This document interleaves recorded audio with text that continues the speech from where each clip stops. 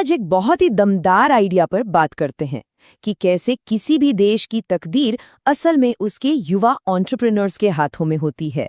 जरा सोचिए, क्या हो अगर किसी देश का भविष्य उसकी सरकार या बड़ी बड़ी कंपनियों पर नहीं बल्कि उसके यंग एंटरप्रेन्योर्स पर टिका हो।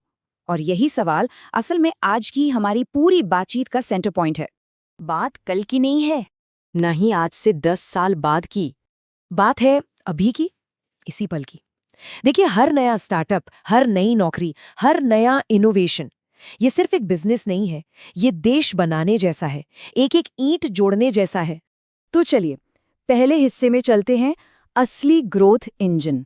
यहाँ हम ये समझेंगे कि कैसे अमेरिका, भारत या चीन जैसे देशों की जो जबरदस्त आर्थिक तरक्की हुई है ना, वो असल में उन एंटरप्रेन्योर्स ने चलाई है जिन्होंने मुश्किलों में मौके देखे। ये सब काम करता है इकोनॉमिक मल्टीप्लायर के सिद्धांत पर। अब ये सुनने में थोड़ा टेक्निकल लगता है, पर इसका मतलब बहुत सिंपल है। एक एंटरप्रेन्योर का एक छोटा सा एक्शन, मतलब एक बिजनेस शुरू करना, नौकरियों, इनोवेशन और इन्वेस्टमेंट के जरिए इकोनॉमी में एक बहुत बड़ा, मतलब कई गुना बड़ा असर डाल सकता है। सोचिए, जब कोई नौजवान एक बिजनेस शुरू करता है तो वो सिर्फ अपने लिए पैसे नहीं कमा रहा होता, वो जॉब्स क्रिएट करता है जिससे कई घरों में पैसा आता है। वो नई टेक्नोलॉजी लाता है, सरकार को टैक्स देता है जिससे देश चलता है, लोगों को नए स्किल्स सिखाता है और इन सबसे बढ़कर देश को दुनिया के नक्शे पर कॉम्पिटिटिव बनाता है। अच्छा, इसे असली दुनिया के उदाहरणों से समझते हैं तो और मजा आएगा। भारत में फ्लिपकार्ट ही देख लीजिए, उन्होंने सिर्फ कंपनियां नहीं बनाई, अरे उन्होंने तो हजारों लाखों नौकरियां पैदा की, बाहर से पैसा भारत में लेकर आए, पूरी की पूरी नई इंडस्ट्रीज खड़ी कर दी और शायद सबसे बड़ी बात, लाखों दूसरे युवाओं को ये सपना दिखाया कि हाँ, ये मुमकिन है। यही तो है इकोनॉमिक मल्टीप्लायर का जादू। लेकिन इतनी बड़ी आर्थिक ताकत के साथ ना एक बहुत बड़ी जिम्मेदारी भी आती है, और ये जिम्मेदारी सिर्फ प्रॉफिट कमाने से कहीं ज्यादा बड़ी है। तो अब हम आते हैं अपने दूसरे हिस्से पर, एक देश बनाने वाले की 3 सबसे जरूरी ड्यूटीज क्या हैं। अब ये स्लाइड बहुत इंटरेस्टिंग है क्योंकि ये उन 3 बुनियादी जिम्मेदारियों को सामने रखती है जो एक राष्ट्र निर्माता एंटरप्रेन्योर की होती हैं। चलिए एक एक करके इन्हें समझते हैं। पहली ड्यूटी, असली समस्याओं को सुलझाना। देखिए, दुनिया के सबसे महान बिजनेस समाज की असली दिक्कतों को हल करके ही बने हैं। जैसे इन्फोसिस ने भारत को दुनिया में एक आईटी पावर हाउस की तरह खड़ा करने में मदद की। जब कोई एंटरप्रेन्योर प्रॉफिट को प्रॉब्लम सॉल्विंग से जोड़ता है ना, तो देश की तरक्की भी टिकाऊ होती है। दूसरी ड्यूटी, नैतिक तरीके से पैसा कमाना। देखिए, बिना नैतिकता की जो ग्रोथ होती है ना, वो देशों को अंदर से खोखला कर देती है।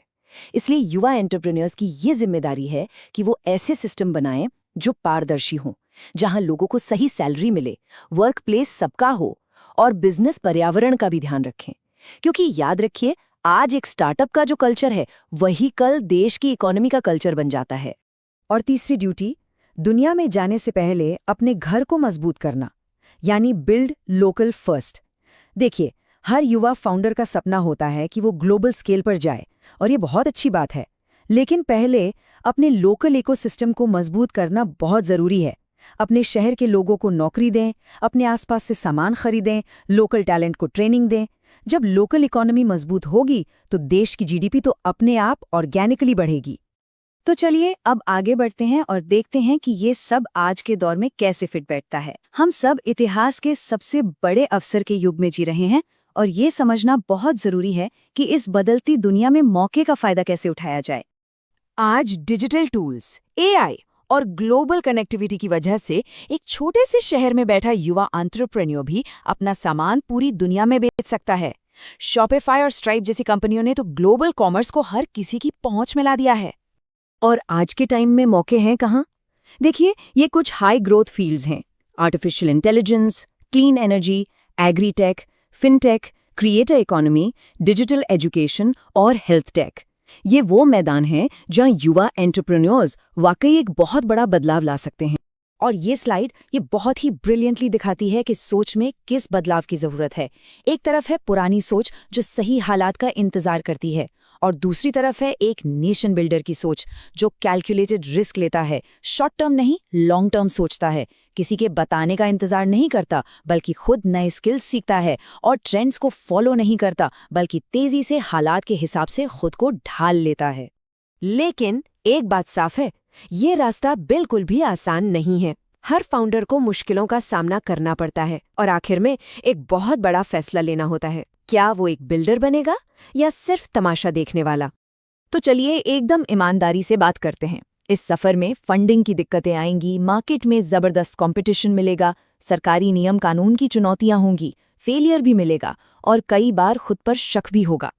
लेकिन एक बात याद रखनी होगी, दुनिया की हर मजबूत इकोनॉमी उन जिद्दी एंटरप्रेन्योर्स ने बनाई है जो गिरे, सीखे और फिर से उठ खड़े हुए। तो सबसे जरूरी बात यही है, एक ठहरा हुआ देश और एक तरक्की करते हुए देश में फर्क बस इतना होता है कि उसके युवा आराम की जगह हिम्मत को चुनते हैं।